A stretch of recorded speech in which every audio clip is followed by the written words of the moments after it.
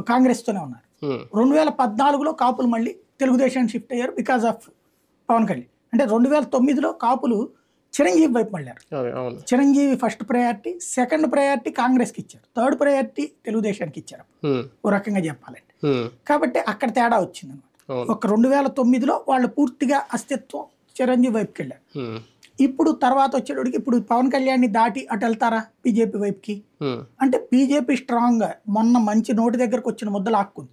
పవన్ కళ్యాణ్ తెలుగుదేశంతో కలిసినప్పుడు కనుక భారతీయ జనతా పార్టీ ఇండివిజువల్ గా పోటీ చేసి సోమవీర్రాజుని కాకపోతే ఇంకొక కాపు నాయకుడిని పెట్టండి, ఒక ప్రెసిడెంట్, ఒక వర్కింగ్ ప్రెసిడెంట్ పెట్టి, ఒక కాపు ఒక బీసీని పెట్టి, కాపు బీసీ ఇప్పుడు తెలంగాణలో ఎట్లయితే బీసీ ముఖ్యమంత్రి అన్నారో అట్లాగే రేపు పొద్దున కాపుకి సగం సంవత్సరం 2.5 ఏళ్ళు, బీసీకి 2.5 ఏళ్ళు ముఖ్యమంత్రి అని ఉంటే రాజకీయం మొత్తం కథ మారి ఉండేది. ఎందుకంటే ఇప్పటికే ఒక అస్తిత్వ పోరాటంలో పతాక స్థాయికి చేరారు కాపులు. అలాగే ఆ ఆలోచన ప్రారంభమైంది బీసీలు. వాళ్ళు ఇప్పటికే పదవులు అందుకుని ఉండటం వల్ల వాళ్ళిద్దరిలో కూడా అధికార కాంక్ష ఆరంభమైంది.